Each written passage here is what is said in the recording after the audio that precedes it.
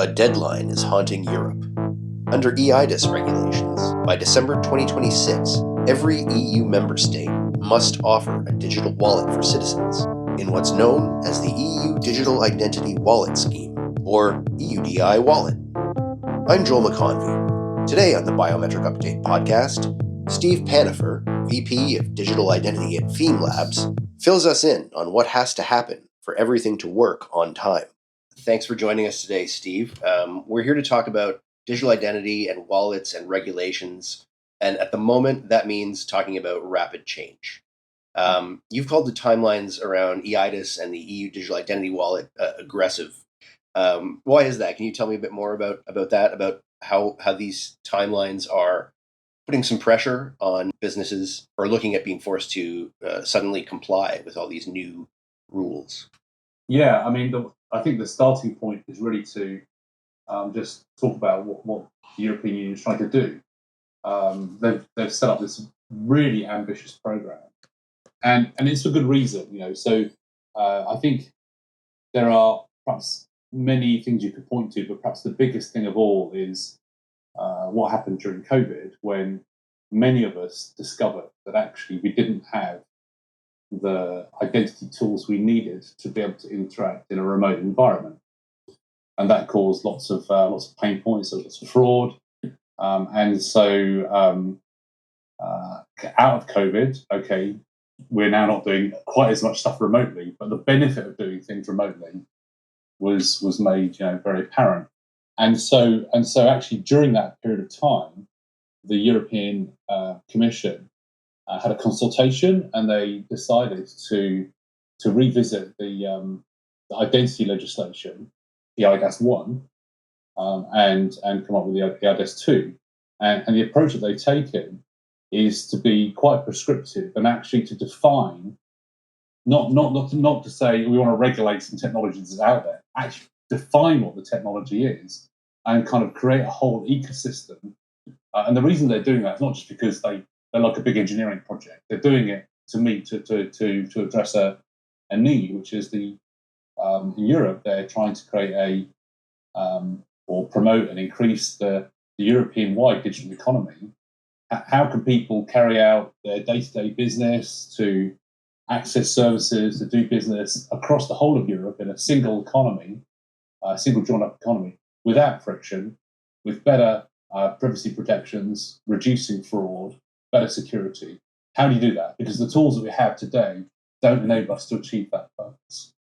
And so they quite rightly aligned with the direction of travel of the identity industry and identity technology, which is realizing that strong cryptographic credentials that you can issue to people in a sort of digitally native form that they can then present in a transaction is the way to do that. It's basically taking what we have in the payments industry already and saying, well, that same, it's not exactly the same form, but that technology that we've known for decades and have proven for decades works in payments, can we take that same technology and apply it in the sort of identity, credential, enabling services way?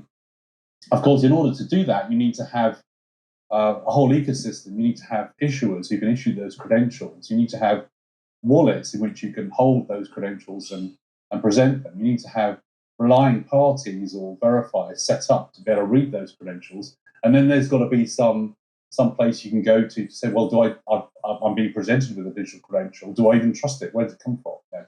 And governance and rules all around that. And to do that across Europe. So that's a complex ecosystem. And they've put in place some very aggressive timeframes. So the program's been up and running for, I forget how long, 2 or 3 years, but they're saying we want member states, and actually the other thing that they're doing is this is not an optional thing, they're actually mandating certain things. The member states are mandated to make wallets available to their citizens and to businesses within the member states by the end of next year, December 26th. And if you think it's not just about building a wallet, it's building a wallet and having it work within that kind of emerging ecosystem. There's a lot that needs to be done. Now, I think they've been deliberately aggressive because they want to they want to push this forward. This is a proper, genuine kind of investment and push. Now, at the moment, no one's blinking, right? So, but at some point, I think someone's going to have to blink, because from where I sit, I think it's highly unlikely that everything will be in place by the end of next year. But I think, what will happen is keeping the pressure on, putting funding into large-scale pilots. All of this is helping to really push the investment along, get people motivated, and it may well be that through next year we'll see. I don't know exactly what, there may perhaps be more of a pilot launch, a softer launch, rather than like the hard launch. Everyone's going to be ready, because everyone won't be ready, right? But I think it's fascinating in time, really, really pushing hard to do something that's really quite transformational. I think it's interesting because people like us who write about or work with this stuff every day know it's coming and have a handle on what it means. But to most people, it's still incredibly new. To your average person, the idea that this is mandated, that it's coming, that this transformation, they intend it to happen next year, that's still probably going to take quite a few people by surprise. And I think to your point about it has to work kind of everywhere for it to be, the system they want it to be. We sometimes hear about interoperability as like a goal, but I mean, I think this is sort of fundamentally the point of this project, right? And these wallets is it has to be able to work across the EU. It has to be able to work for payments, for your driver's license, for different kinds of credentials, perhaps educational credentials down the line, job things, what have you. But you're saying that that probably isn't going to roll out in one big piece at the end of December 2026, the way it looks. Yeah, I mean, they do have staging within the program. So December 26 is wallets being available, and then December, I think a year later, is relying parties starting to adopt. Interestingly, I didn't mention earlier, but they've also in the regulation identified a number of sectors. I think it's 10 sectors, including the ones you'd expect, like payments, travel, health, where if you're currently using some technology for strong customer authentication or strong identification processes already, then you need to offer the European digital identity wallets as an alternative to consumers. So they're not only are they pushing and mandating the building of the infrastructure, they're mandating the adoption of the infrastructure as well, at least on the relying party side. Now, of course, the important thing here is that it will only be successful if people choose to use it. They're not saying you have to have a wallet, and they're not saying you have to use a wallet. And so it's really important that those wallets and the credentials you put into them work really well and really easily. Otherwise, people will just won't use it. So that's where we get to this interoperability. So in Europe, you've got 27 member states. There's potentially 27 slightly different approaches to how they deliver their wallets. You've got, and so some member states are building their own. Some have got private sector companies that are building. So they maybe have a few in a country, and the governments will endorse those. So there'll be a relatively small number of wallets. Let's say less than 50. I think no one really knows exactly how many yet. But then there'll be on the credential side, issuers, there will be hundreds of issuers. So you've got, as a minimum, you've got the basic identity information, mobile driving license, maybe something like a social security or tax number or something. You think of some basic government credentials as the basic things that you might put into a wallet. Well, you're already into the hundreds. Just doing those two or three. But the idea is this is an extensible platform where you can do, who knows, other things, bank issued credentials, whatever they may be, education certificates, qualifications, all sorts of things. So there'll be hundreds, a lot of issues. But on the acceptance side, relying parties, organisations that want to use these things, well, it's basically any business. This is there's millions of those. And it needs to just work. And so if let's say, just a silly example off the top of my head, if I live in Austria and I've been given like an Austrian mobile driving license, and I've gone on holiday to Portugal and I want to rent a car, and okay, I'm going to present my Austrian mobile driving license from my EUDI wallet to the Portuguese car rental company, it's got to just work. And if you think of all those different combinations of things that I might want to do, there's no way we can test all of those. It doesn't take long to get to a ridiculous number of permutations. And so there's got to be some processes in place that enable all of the different providers, all the different participants in those ecosystems to prove to themselves and maybe to prove to the ecosystem that they built something that's conformant, that works, that when it just turns up, it's going to work. Because if that doesn't happen, then the user experience will be awful. That your Austrian tourist will turn up to Portugal, and it'll be a bit clunky, or maybe it won't work, and then people just lose confidence and don't use it. Yeah. I mean, I quite often point to what happens in the payments industry, because that's the thing that's quite close to Fime. That's a core part of our business, is doing certification testing for card payments in particular, and think about the payment experience for let's say contactless payments. I mean, it's a really, really, you can't get a simpler experience. You tap your card on a reader and it works. Right? And it works everywhere. But what people don't realise is under the hood, you've got a card issued from one bank in one part of the world. It's being tapped on a reader controlled by an acquirer in a different part of the world. The actual transaction processing that's going on there is quite complex. There's risk management processes going on. There's cryptographic exchanges. All happens within those few hundred milliseconds. And then, you tap your card and it goes beep. You think, oh, magic, But of course, it wouldn't be magic if we hadn't done that rigorous testing that we're doing all the time to make sure that those technologies conform exactly to the standards. And we've got kind of reference implementations that everyone is kind of testing against, so that in the market, when you present your card in a new place for the first time, you could be in an occasion where a card from one bank is being presented to a reader from another organisation, and that combination has never ever been tested ever before. The first time it's tested is the real production transaction. We're probably. I mean, I don't think we're quite to the level of space probes going off into space and having to be dormant for 25 years, wake up and run perfectly for 30 seconds, and then go to sleep again. We're not quite at that level, but we are trying to attain a fairly high level of operational excellence, I guess. I think definitely if you go to space, the tap still has to work, right? That's it doesn't matter where you are at the space store. You tap, you expect, okay, this is going to work. Yeah.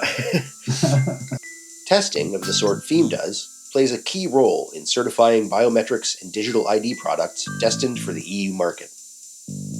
Maybe can you tell me a bit more about Fime and your work, and about the company's involvement with the Aptitude and We Build consortia? Yeah, sure. So as I already sort of indicated, the core part of our business is testing and certification, which we're one of the key providers of that in the card payment space, and actually in other alternate payment rails as well. And there's kind of two key capabilities there. There's a team of people that can do conformity testing. So people provide their products to us, their services to us. We take them through a formal test, and we can issue a certificate. To support that, we build and we have products which are testing products. We don't deliver actual payment products to the market, but we do testing products. So we'll have conformance test suites or ecosystem simulators, things that you can use to test payments. And actually, we have the same capabilities in identity. Just at the moment, it's a more nascent emerging market. So we have those things already. We've got a digital identity test suite that tests the full range of MDL and MDOT capabilities, ISO 18013 standards. And we've got some biometrics testing as well, and some services that go alongside that.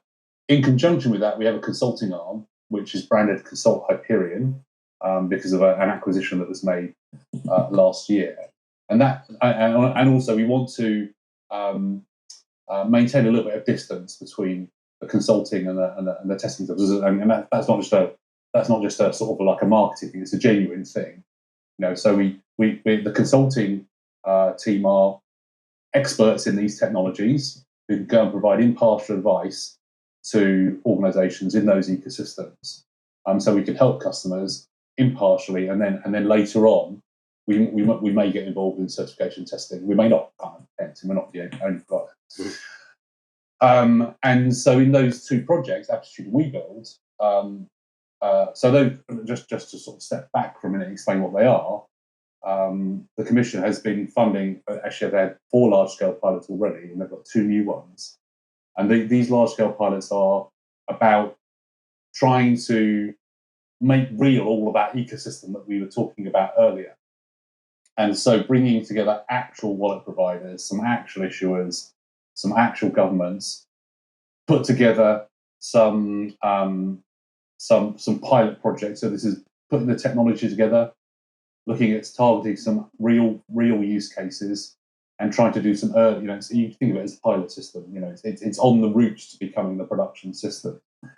And so within those two pilots, the WeBuild one, they're looking at payments, and they're also looking at B2B uses of identity. I didn't even mention earlier, but the wallets will be for businesses as well as for individuals. And then the Aptitude one is looking at travel and payments, and possibly a couple other use cases. So we're involved in those projects in 2 ways. One, we have a lot of payments expertise in our consulting team. So we want to be involved in helping to influence and sort of help to work out how to make EUDI wallets work well to support payments. So that could be providing authentication capabilities into those payment transactions that are there today, strong customer authentication, or it could be looking at how you can deliver payments in a new way with the wallet being part of the payment process. We've got expertise that can help work with stakeholders, with the payment networks, payment providers to work through that. And then the second piece is the certification and testing piece. Both of those projects have work streams in that place, and we want to be there to help to bring our expertise and experience and help to inform and help the community build a mature certification testing capability, because it will be needed if this thing's going to work. Mm-hmm. We've got a role to play there. It's interesting in the sort of schema you sketched out. As a testing lab, you're sort of the last line of defense. You're certifying and saying this stuff will work. Is there a pressure there, a tension in sort of understanding that you are kind of putting your seal of approval on, as you're saying, this system that is infinitely complex? I mean, I guess perhaps there should be. I don't know. I mean, from my perspective, I'm looking at the things that we do, that we're in the business of doing, which is writing exhaustive test cases, having methodologies to make sure that we can run through those specs. And it's not just about doing simple happy path tests; it's doing proper rigorous testing and having the tools and the processes to be able to deliver that at scale, because that's what we do as a business. I'm not unduly pressurized. I mean, obviously it's an important part of the ecosystem, and I think it's a capability that we have and that we've built up. I mean, Fime's been in this business for 20 years. I mean, Consult Hyperion's been in the business of. I previously worked for Consult Hyperion in the business of writing very exacting specs that enable you to do that level of testing, also for 20 more 30 years. So for me, it's the way to do things properly. It's a little different. I mean, we often have debates about things like agile versus waterfall. Because in a lot of innovative spaces, you're building technology iteratively, and you don't quite know where the outcome, what the end result's going to be. But of course, and that might happen in building some of these new technologies. But I think you have to get to a point in your maturity where you can say, we have something that's got a level of stability so that it becomes a stake in the ground that you can measure things against. Not to say that things are static, things carry on evolving, but you need to get to that level of maturity. And then that enables you to do things, in a very rigorous way, I think. Well, and that enables the maturity, I think, of the whole ecosystem and the stability and the trust, really, which is kind of the foundational piece that has to exist. Another part of the puzzle is standards. Can you talk a bit about this kind of key question of why the EUDI wallet has to align with international standards, what role international standards play, and how they kind of relate to testing? Yeah, I mean, I would say that standards are part, but not the whole, of how you get to an interoperable systems. You can think, I'll come at your question in a slightly different direction. How do you get interoperability? Well, you need common governance rules so that everyone trusts the thing. You need common commercial rules so that everyone knows that they're going to get paid or not get paid or whatever the arrangement is. And also there's got to be some liability arrangements in place, if things go wrong. And then there's got to be some technological rules as well, so that everyone knows what they're building. It's a BLT sandwich, business, legal, technical, right? It's a holistic view. And so the technical standards, things like ISO 18013, which is the standard for mobile driving licenses and mobile documents, MDocs, the W3C standards, verifiable credentials, those are technical standards that describe how the technology works. Now that's a really important piece of that overall puzzle. It's not all of it, but it's a really important piece. And so I think the fact that the EUDI wallet is aligning with those standards, the MDLs are, in the US and in other parts of the world, are also aligning with those standards. So it means at a technological level, you've got technologies that are well positioned to work together. There's other things that need to be done. I mean, you need to make sure you've got common governance rules. So if I'm presented with an MDL from Arkansas, and I keep using the car rental illustration because it's a good one, right? If I'm an MDL from Arkansas, I'm renting a car in, let's say, Hungary this time, pick a random place. Then how does the guy in Hungary know that it's actually? How does he know where Arkansas is first? Perhaps but assuming you can figure that out. How does he know that it's actually issued from Arkansas and not from somewhere else, and actually trust it? So that requires a bit more than just the technology. But the technology is an important part of it, and if the technology is not there, it just won't work. So, in terms of interoperability, I think testing the technology to make sure it works at some level is kind of important, and then there's other things to go above that. Again, another example from the payment space. So in payments, we talk about different levels of testing: level 1, level 2, level 3. Level 1 is like the basic, communications protocols or electronic communications. So it's the radio frequency between a terminal and a reader, or it's the IP connection or something. Level 2 is the sort of the transfer of the business data across that connection. So that would be your I've got an MDL, I can transmit it from A to B. The message has got the right format, it kind of works. And level 3 is thinking more about the end-to-end process. So can I trust that thing from one end to the other, which includes it going across various hops in the middle. So, I think in the identity space, we're kind of learning about the levels that we need to go through to get that end-to-end interoperability. It's an evolving picture, but certainly I think there's got to be different levels of which technological testing is a very important part. Mm-hmm. Yeah, I mean, in the end, it shouldn't matter if they don't know where Arkansas is. The license should be valid nonetheless. Well, I think that sort of wraps up my questions. Anything else you want to tell us or finish off with in terms of activity in the future or predictions? Where do you see us in if we were to talk in a year? Where would we be in this conversation? Yeah, I mean, the big question out of all of this is, where's the adoption going to come from? Because we can all have great science projects. We can all have those. I mean, I love engineering and building stuff. It's great. But at the end of the day, it's got to be for a purpose. And I think there are There are some purposes where this technology, I think, has potential real value. I think there are other, and I'll touch on a couple in a second. I think there are others that are perhaps a little bit left field that people are not thinking about yet. So age verification, low-hanging fruit. It's a big pain point. There's lots of regulatory drivers in this space at the moment. And actually, we didn't perhaps touch on it, but I think regulation of sectors is a really important. Often what we're talking about here is sharing identity data that has some provenance about it that you can rely on. So really, we're talking about industries that have some level of regulation about them, because you're needing to prove something.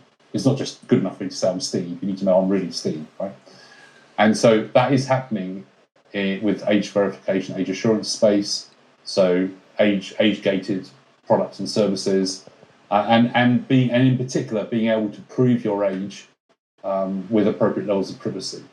So that's what this technology provides. There are other ways of doing it as well, but that's what this technology provides. So I think that's a really important use case, and there's a lot of activity from a policy point of view as well. So I think that's important.